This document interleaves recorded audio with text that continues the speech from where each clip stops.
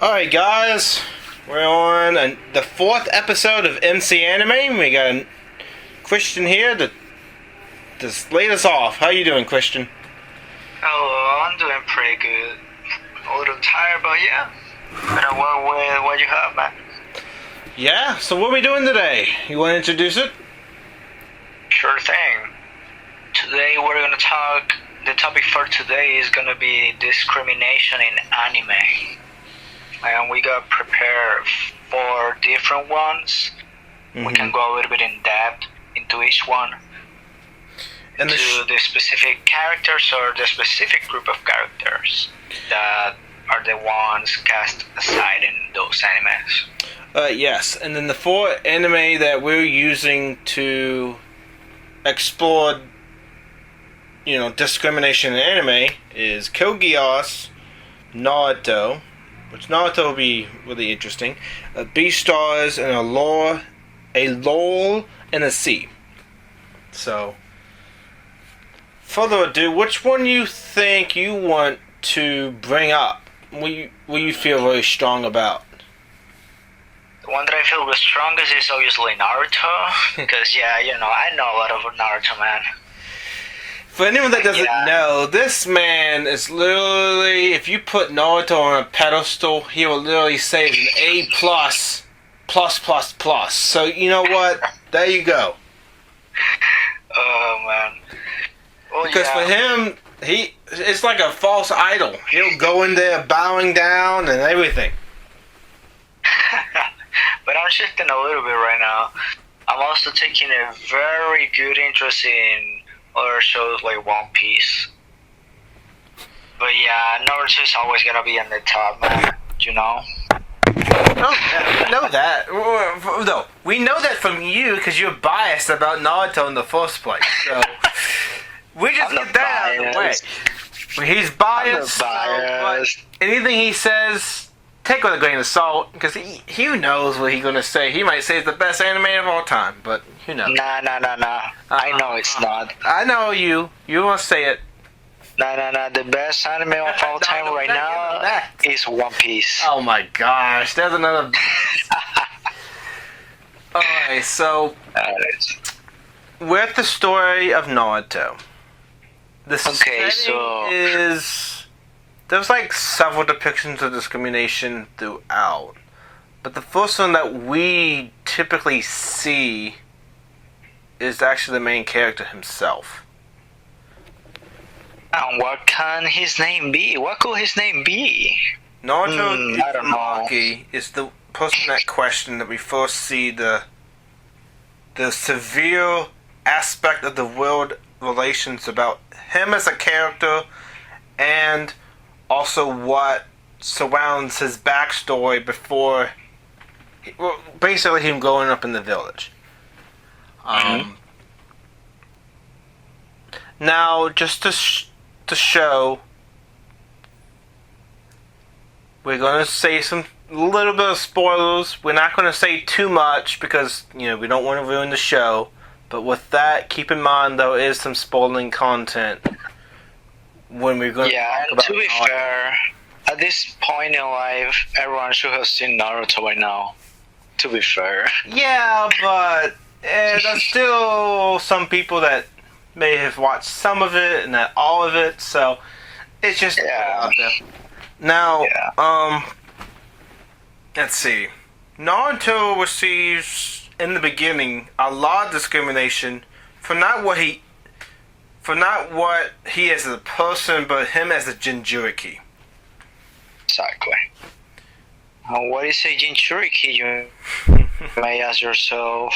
Well, a Jinchuriki in the world of Naruto is a person who is the host of a tailed beast. I'm just gonna leave it there, not gonna say anymore. The 9-tailed beast that Naruto resides is the root of the conflict of the discrimination that he faces while in the village. These tailed beasts are depicted in, Japanese legend, mythical creatures, but Naruto has the powerful form that resides in the land of the grass, which is Naruto. But it's so powerful that he holds like half of it, but even half, when there was release, it's still very powerful. Oh yeah. Now this is amazing. That is just half of it. Spirit that's power enough to knock out the entire village. It's it's equivalent to like a nuclear bomb, but instead of nuclear bomb, it's the land of Naruto, and this is how powerful a tailed beast is. It is. Villages like to. It is just too much. Have a claim to a tailed beast Jinchuriki as a precaution because of the great wars that happened before. Mm-hmm. Now, why would people... Is it people afraid of Naruto, or they are afraid of the beast and what's inside? I think that at the beginning of the series, they're afraid of both. Mm-hmm. And the Ninetales beast because it destroyed the village before, because of Naruto, because he doesn't have any family, he doesn't have parents, and they just say that he could go berserk anytime. And that incident, when it was sealed with him, is a major plot point for the major antagonists and motive to why Naruto has the Jinchuriki being a Jinchuriki. So that's the background of how he got it. Now he's raised in the village without the support of parents. Exactly. But basically, the village is actually taking care of him, giving some money, giving him a place to live. So basically, he has subsidized rent, doesn't really eat what he wants. But the thing is, we have a very traumatic experience of him being isolated in the village and people overall targeting him, staying away for the power that lies within inside him. Because it is just such a powerful thing that everyone's just afraid that he can just snap one day and destroy the whole village, kill everyone. And no one will be able to do anything. Yes.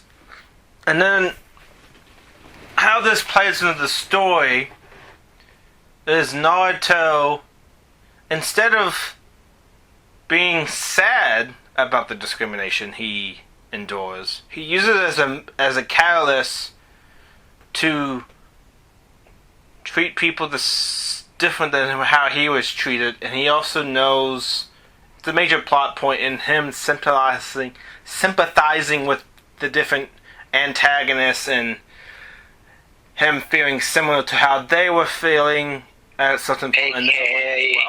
AKA Tog no Jutsu.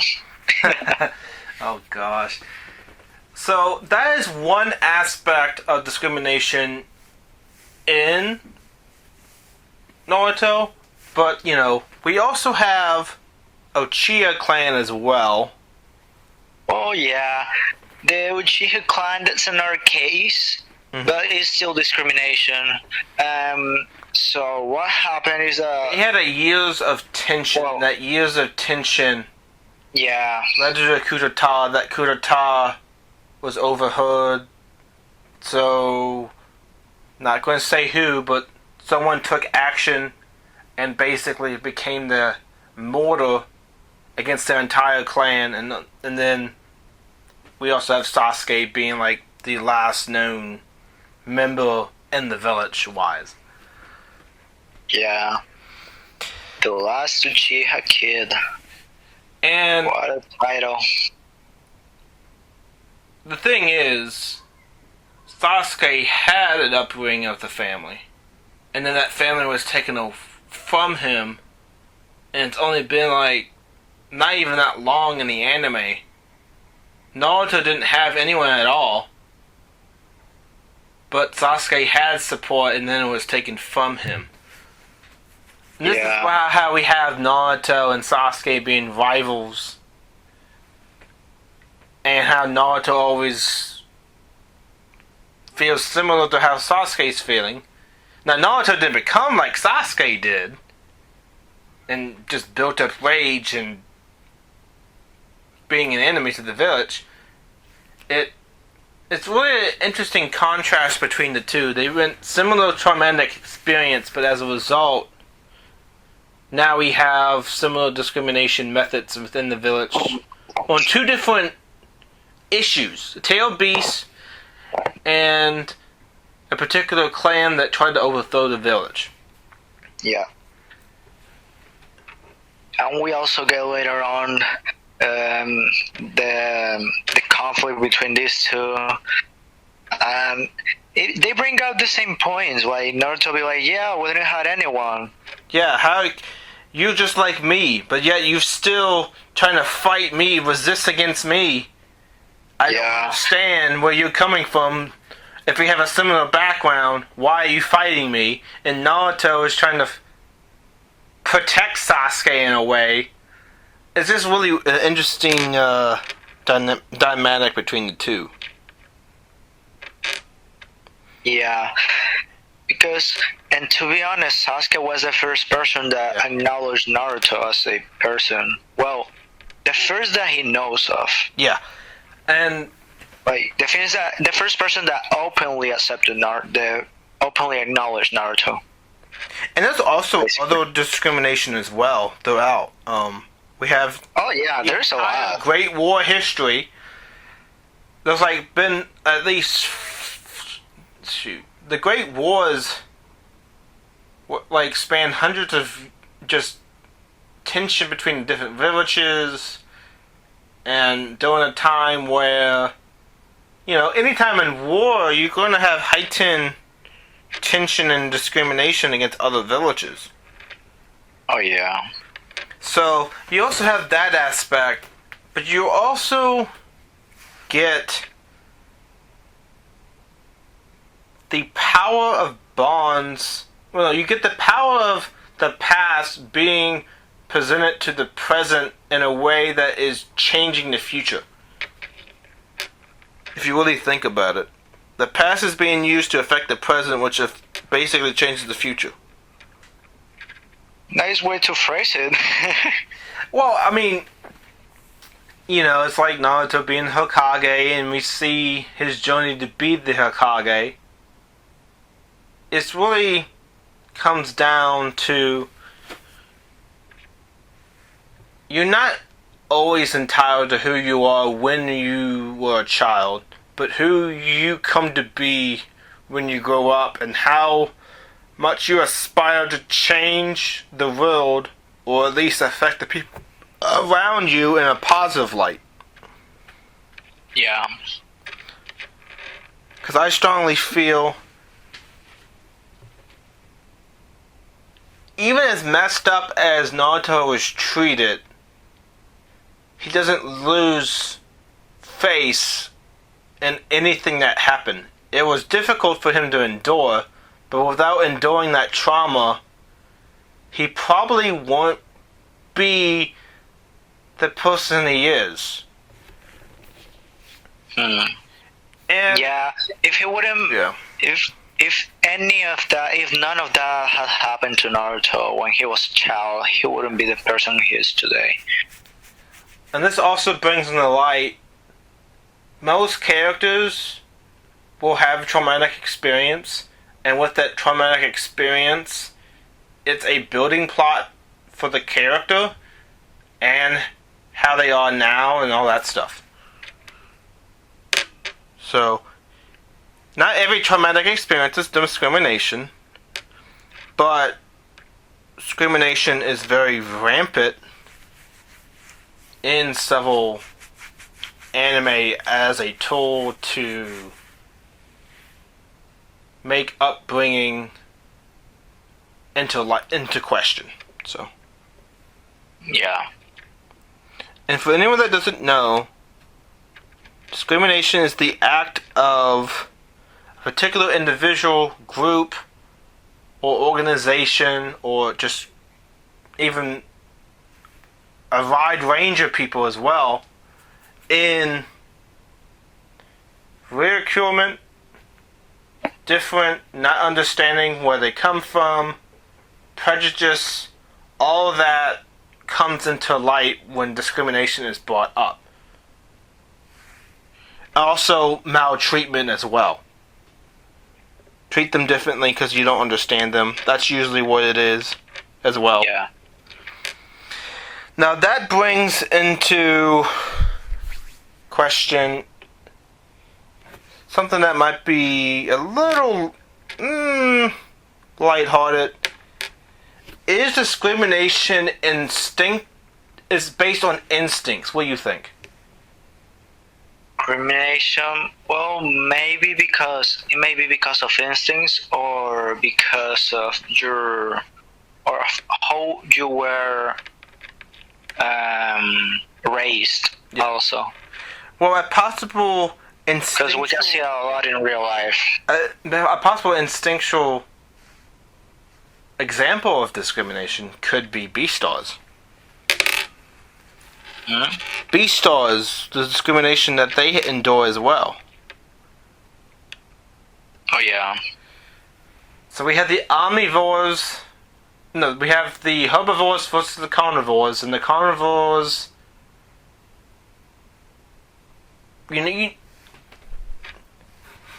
It's really interesting how that plays out for its animal instincts on the line.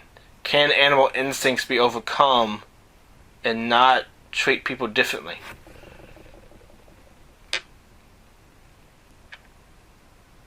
What do you think about Beaststars? Not the show, but, just overall.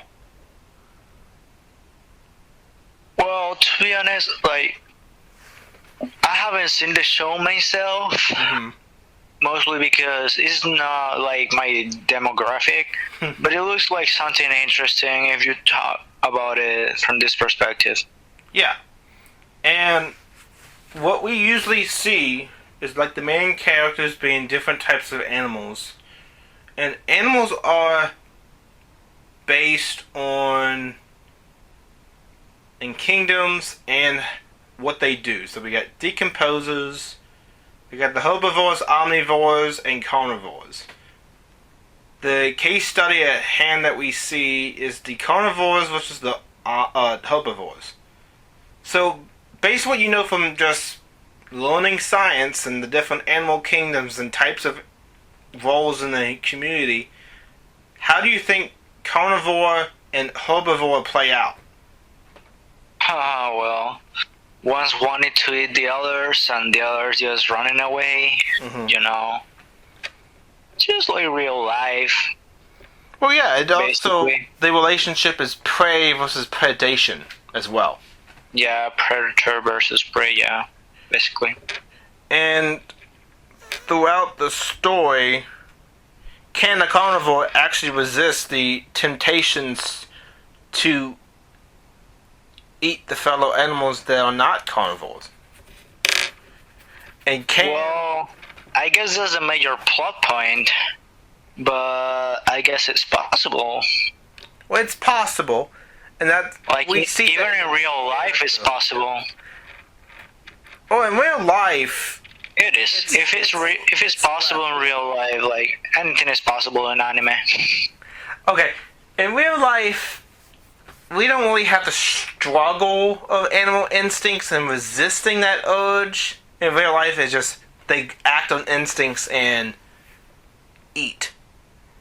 In the anime, we actually have characterization and personification of the animal. And through that personification, they have a choice, which most animals don't typically have a choice. So how do you think, instincts-wise, do you think it's their fault? Or they're just born that way and this... It is not their fault because, they were just born that way. You cannot do anything if you're just born like that. It is just like us humans. Mm-hmm. We are basically designed to eat meat. we can go against it. You got vegans and vegetarians, but the natural way is just like that. Just eat meat. That's who we are. Like that's the natural way the natural thing to do. Well, also we bring into question the. You also bring into question the omnivores, the herbivore. Mm-hmm. So, if you were, let's say, a rabbit and you saw a wolf, what is your natural reaction if you're a character as a rabbit? Run away. Run away as fast as I can. Okay. So you run away. That's a natural instinct to run away, right? Yeah, because you don't want to get eaten, basically. Okay. Okay. Now, if we have a case study, they're acting like humans, they have human characteristics, and now they're in a bar, they meet the wolf in the bar, what would be the person quality to react in that situation? Mm-hmm. Would they avoid them or would they talk bad about them? That might depend. Well, with discrimination, you're treating them differently, you're not understanding them, so they're going to have negative connotation about just them being a carnivore and don't get in the light of day. Which we don't really have. Like, we have the rabbit and the wolf depicted in Beaststars. Mm-hmm. So, you have an uncanny relationship between them. Do you think that will end well, or you think it will actually be good in the end? Can be good. How so? Like, if they get, like, let's say we got a wolf, we got a rabbit, they find out that they can actually be with each other, like, friendly and stuff. Like, that's a big step towards their society. Oh, yeah. They can just start changing a lot of stuff. Just because of the fact that the first animals from each side just took that first step, basically. And the two main characters we're talking about is like Oshiri and Haru. They're currently the wolf and the rabbit at question.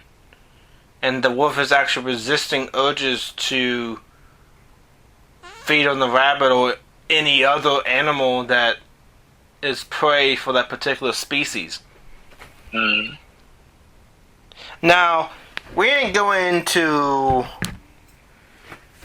the demographic of Beaststars in the ratings aspect. We're just focused on the discrimination between the two complete opposite classes for animals. So, it's keep in mind that there is mixed reaction in the community about Beaststars and how it depicts itself in the show. Mm-hmm. Oh, you know what I'm talking about, right? Yeah, furries. Well, that is just one aspect of the community, but there's also it's mostly just interesting situations you don't normally see, so we're just going to keep it like that. Well, it opens a can of worms that is considered, I don't know, controversial, but maybe viewer discretion. Yeah, that'd be good. Viewer discretion, what do you think? Wait, can you repeat that? Viewer discretion advised. That's probably the best thing to describe it with. Man, you put him on the spot. Why don't you answer the question, huh? Well, viewer discretion advised is basically content that has people... There is content to be aware of that is controversial in context. So, yeah. The wolf and rabbit's relationship could be seen more controversial for how they depict it in the anime. For example, consent or not, stuff like that, consensual and all that. That's the topic. And we also got the problem of crossing species and all that. Well, yeah, because we don't know if... Well... Because typically in real life, species populate in the same species, and if they cross species, it's usually in the same genus. So most animals are not in the same genus to do that. And animals in the same genus that, like a lion and a tiger, we get a liger and that aspect of hybrids, and that hybrid is infertile, so they can't. You basically cut off the requirement of creating a generation afterwards. Yeah. So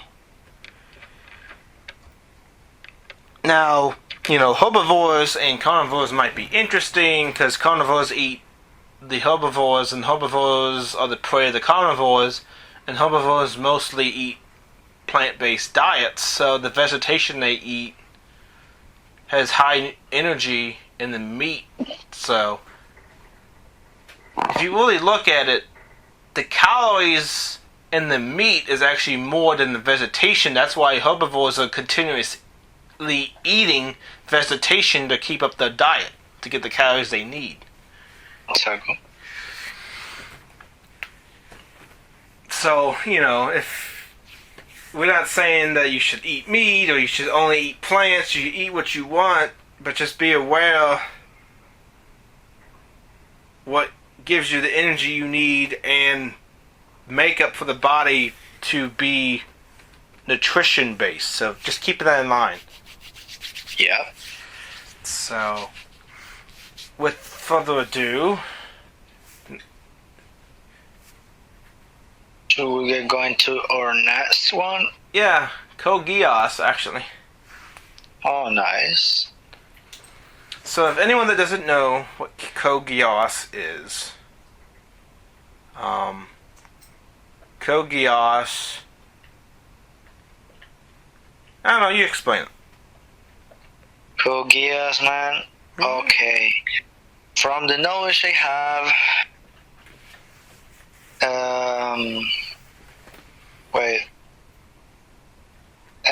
from the knowledge I have about Geass, it is about this person, and he's an exiled prince, and he has a power called absolute obedience. Yep. Right? And with absolute obedience, he uses it in a way, he can only use it one time for that person's lifetime. But how you can use it is give a command that is one use, but can be continuously used every day. Yeah, and as it says, the name of the power is absolute obedience. Yeah. They have to obey you no matter what. So if you get caught and you get your mask taken off, you can say, "You'll forget this situation and my face. You don't know who I am." Or you can put a spy into a corporate espionage scenario and say, "You will report back to me on this task of continually giving information and don't get caught, and deliver it to this location every day at this time."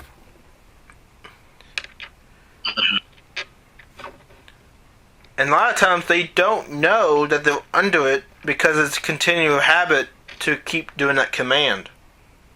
Yeah, it's just like an ordinary thing for them. And the Lelouch embarks on a revenge story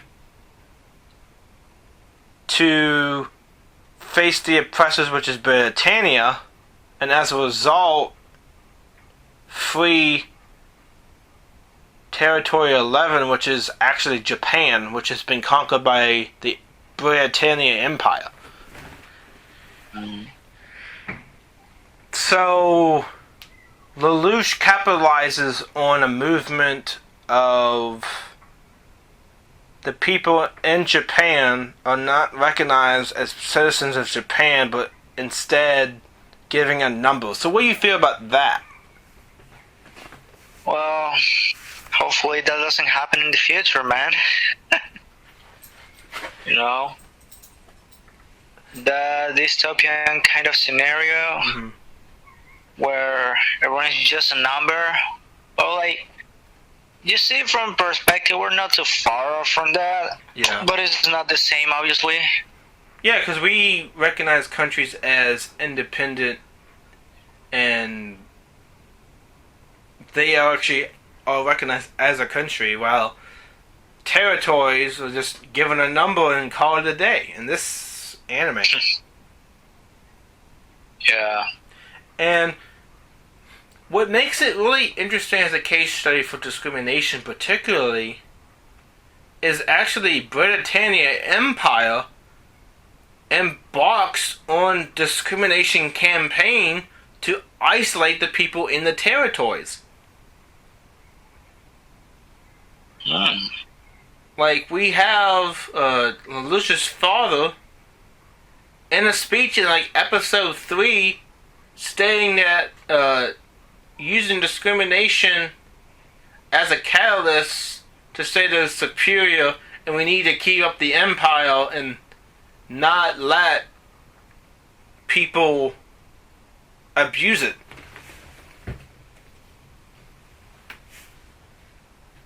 So, if I was an empire, what is your main goal in the territories to keep power?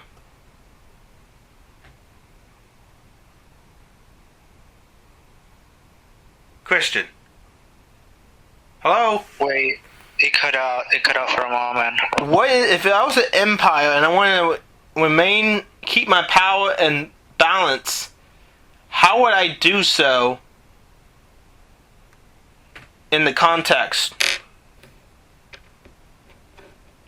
Well, if you're an empire, what are you trying to be? You're trying to be the boss, man. You're trying to control everyone and everything. Basically. Oh yeah, that control is a problem. It creates tension, and people don't like to be told what to do. Yeah. Now, there's a difference between the empire taking over the territory and trying to enforce it and try to make it stable. There's another thing to oppress the citizens of that territory and further create tension so that power is kept in place out of fear. That's called tyranny. Yeah. So, there's this recognition that Japan is not a number, so therefore they want to be recognized as citizens of Japan. But in the scope of Britannia, giving them the citizenship and nationality of Japan, which they once were, is a means of no nationality. You're just a number on a map, and therefore a citizen of Britannia Empire. It creates just a case study of the struggle to remain in power, and what lengths can you go to keep that power. Now we establish what Britannia is, we go back to Lelouch. He's the main character that starts this rebellion against his father.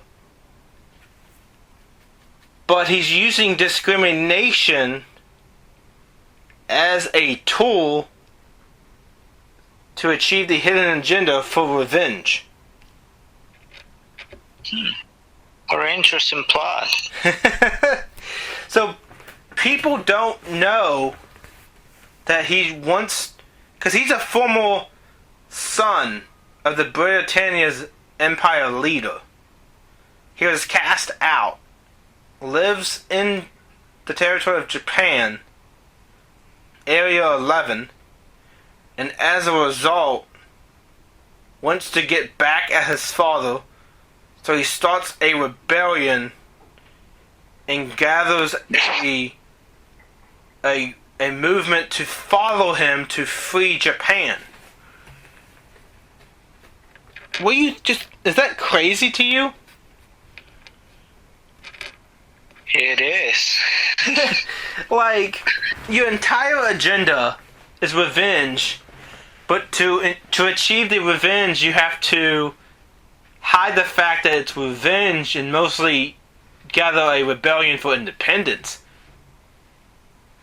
You start the rebellion, and as a result, you gather more and more members, and then you achieve the victory you want. Mm-hmm. But either way, it is a nice plot. That's why Geass is so famous. Well, yeah, and it has like several, I think 2 or 3 seasons of it. In the end, justice is served, not telling you how, but justice is blind and will apply to anyone given the circumstance. So, that is a big dilemma that happens, and it happens in different ways and at different times to different people. But I still can't fathom discrimination hidden behind revenge, an entire empire built on division of the people, and discrimination as a tool to oppress them and keep them under the empire.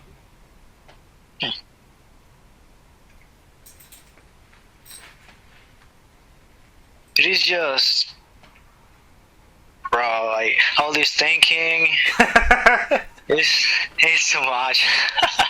Well, of course it is, because you're not always used to all this stuff. Nah. Do you mean I'm not used to it?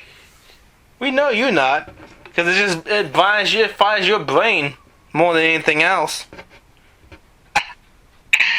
God damn it. What, you don't like that aspect? Yeah. Okay. So the last anime we are discussing is Lull in the Sea. Okay, so A Lull in the Sea. A quick synopsis of the anime is basically that a long time ago the humanity used to live in the sea, but the humans eventually left for the land and left the sea behind. Yeah. But then not every human went to land. There were some that were cast aside and they remained in the sea, and they were allowed to stay and live in the ocean. And as the time passed, they just forgot about it, and they forgot that there were once people too, the ones that lived in the sea. And then the plot synopsis is: due to the closure of the middle school, 4 students from the sea, Monica, Hikari, Shisaki, and Kaname, must attend middle school on the land despite the growing tension between the land and the sea people. So Exactly. we're already introduced as a case study of discrimination in the school setting.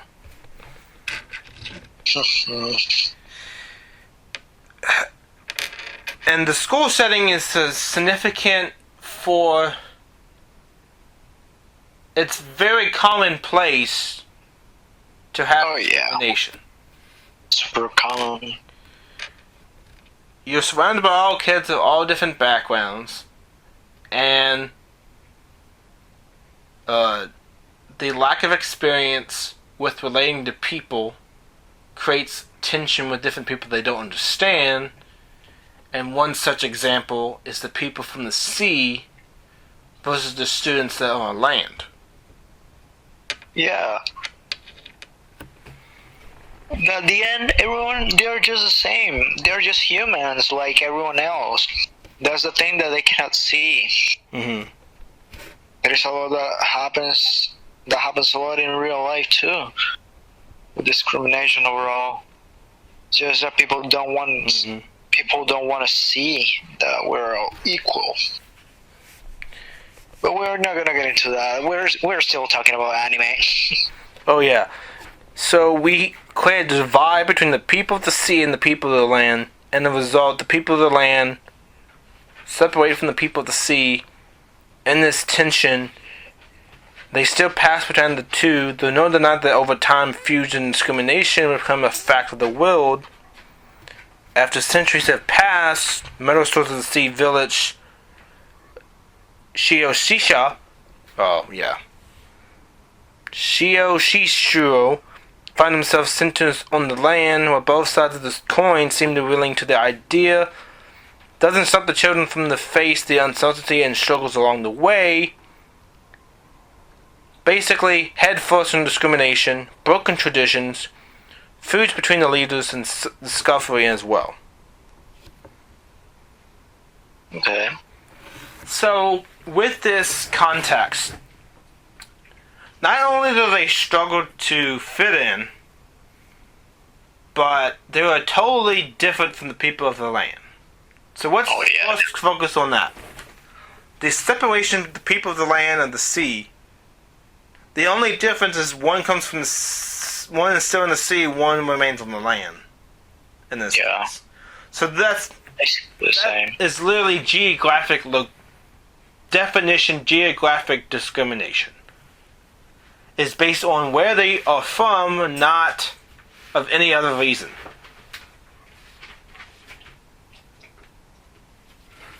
Totally.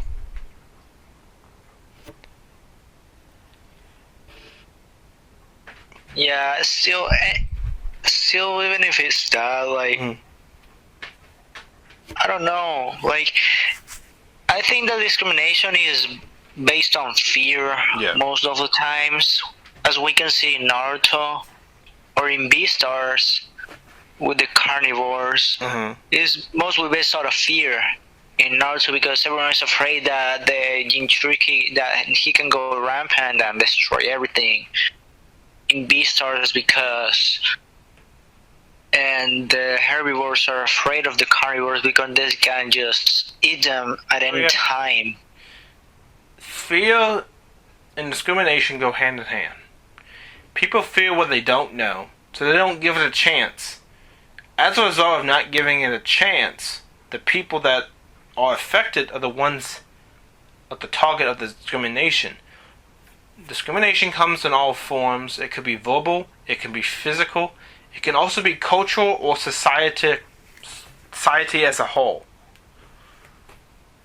It can also be just certain organizations or a similarization of people doing the acts against the targeted group. Now, in real life terms, discrimination is usually minorities that are not necessarily part of the general majority, but minority makes up the country too, and the majority can always be overtaken. So there really is no difference because everyone is the same. Oh yeah. Now with Lull in the Sea,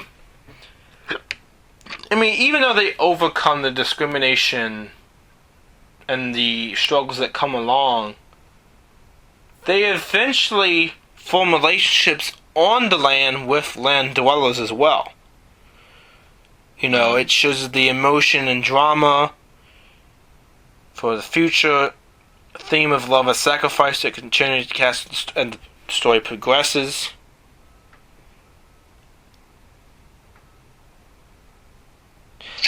Yeah, well, we get your typical anime drama with some extra steps.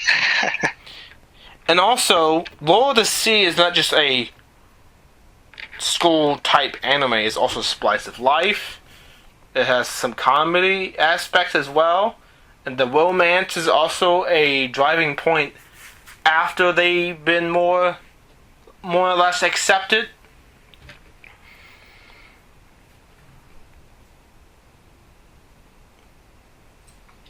Yeah. And you actually see the setting in the ocean compared to the land.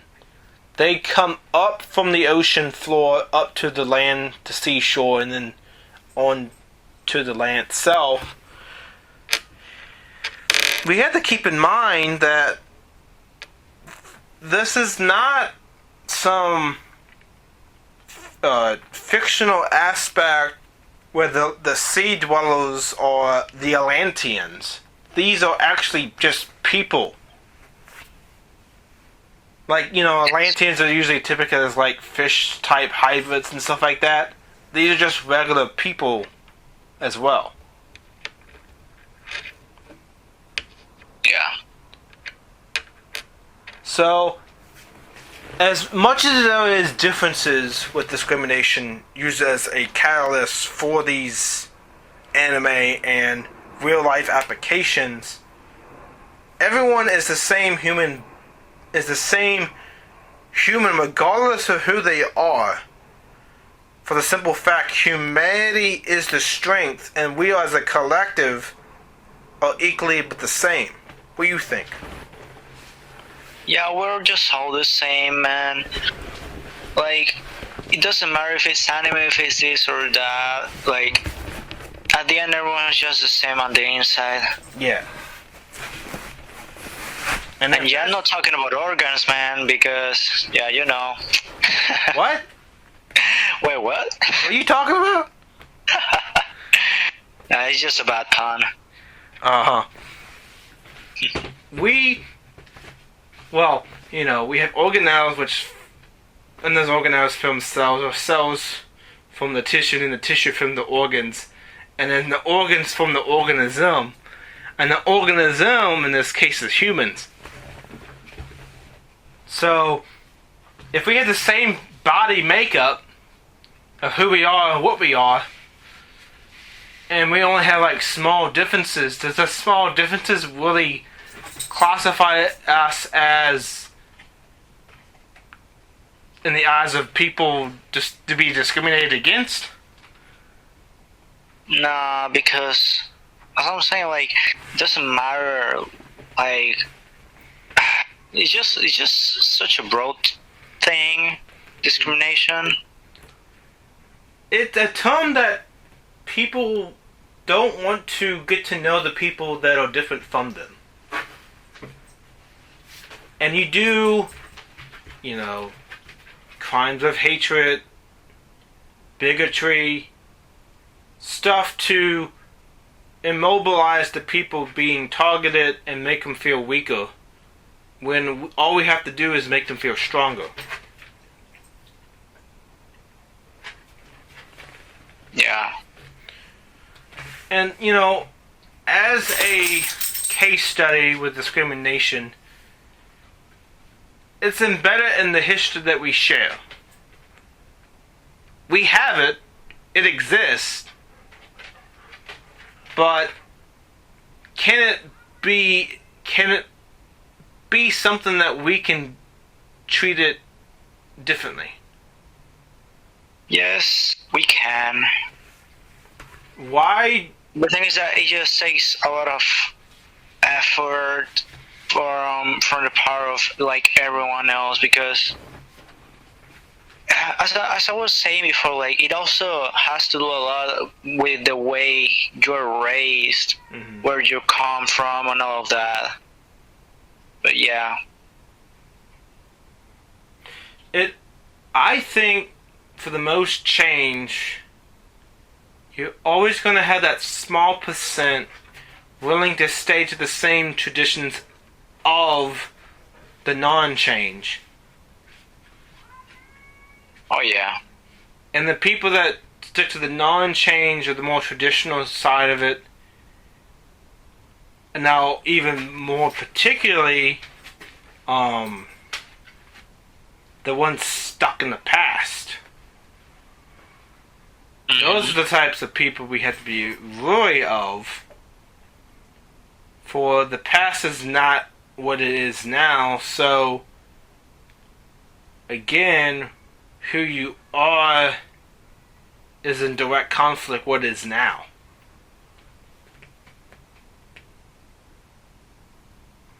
And I personally feel the reason why so much anime uses discrimination as a tool is to tell the story, make the story relatable, and then overcome whatever troubles you might have, and in the end persevere. What do you think? I agree with that 100%. Because if we look at anime as a terms of, it's based on human experiences. Humans are the ones creating the piece of work, the piece of entertainment, and all ideas derive from either what we experience as a society or we experience globally. Discrimination is a global topic that is a very controversial subject to all countries, really. You know? Yeah, yeah. And there's different forms of it. You know, one case example is Japan. During this time, Japan were on a quest for World War II. And they felt superior to the other countries in Asia. And as a result, a nationality of Japan was formed and created like fascist like ideas. The supreme nationality will win, and through doing that, it created a divide that took many decades to survive, like to build back up from. In a particular case, I guess it's still that's why we had anime as where it came from, war propaganda after the war, Yeah. It was a tool to communicate the issues that they have and relay those issues in a story that wasn't expected by the people seeing it. And we also have to know that anime is a story within itself. Its main goal is to tell us a story. And if particular race is brought up, particular groups of nationalities, different countries, there has to be some division in where one country is better than the other, or vice versa, right? Exactly. And it's always country versus country, or species versus species, or whoever the enemy versus the enemy is. If you identify it, especially in like war settings like Code Geass and the Great Ninja Wars and Naruto, we have war as a depiction of the worst of what humanity is. Exactly. And that aspect ties into them not acknowledging other people in the conflict. Okay. So to wrap this up, we have talked about a lot. Do you think, in a nutshell, anime is necessarily bad for people to view because it talks about bad subjects? No, I think anime is a very good media that if you know how to use it well, you can transmit these types of deep topics in a more friendly way so everyone can have a different view about the world and about everything in general. Mm-hmm. Like this topic, for example, and discrimination.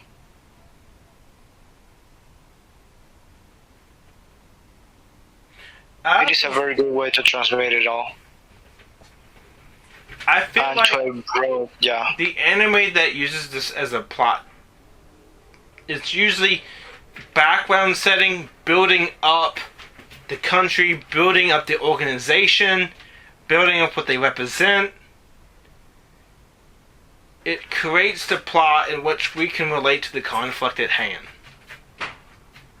You know? Yeah. And without the conflict, without the background, we don't understand the means of how or why they fight for what they're doing. It's justification. You know?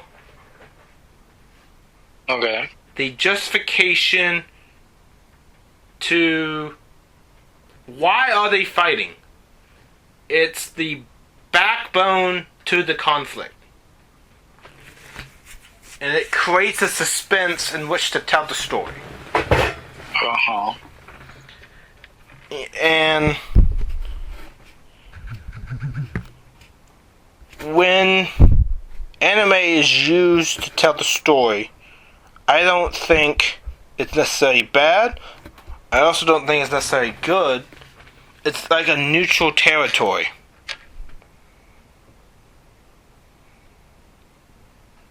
Uh-huh. You know, also, a terminology for discrimination is the unjust or prejudgmental treatment of a different category of people or things, especially on the grounds of race, age, sex, background, ethnicity. All that plays a factor into why discrimination is heavily viewed as a negative subject. It has a history in itself. That history creates problems for the future and the present because we're looking back at the history. It's a hard subject to talk about. What do you think? Yeah, it is very hard. But do you personally relate, or you're like removed from all of this? Wait, can you repeat that, please? Are you like have personal experience or removed from the subject at all?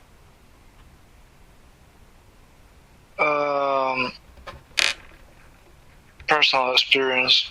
Okay, same here, because you know, being treated and being ridiculed, you come to a point where either you lash out back to society and then not be the person you want to be, or use what you have to influence and make an impact around you. I think that is what we should take from all of this. We should be like Naruto and use the power of personal experience to impact the world and make it a better place. What do you think? I agree with that. And with that, that concludes this particular podcast about discrimination in anime. Any closing thoughts? Well, this was a very good episode, and to conclude it with this Talk no Jutsu, it's very good, very good way to conclude the episode. I feel like we use it as a case study and explore the motives associated with the different forms and how sometimes it can be so complex you don't even see it until it's explained. I think that pretty much covers what, in a nutshell, the negative truth that we don't want to admit to ourselves, you know? Exactly. Well, with that, we're concluding the episode. Thank you for your support. This is MC Anime signing off. You should do the same, Christian. Here's Christian signing off too. And I'll see you guys next time. Alright. We'll be shortly doing the 5th episode, so should be good.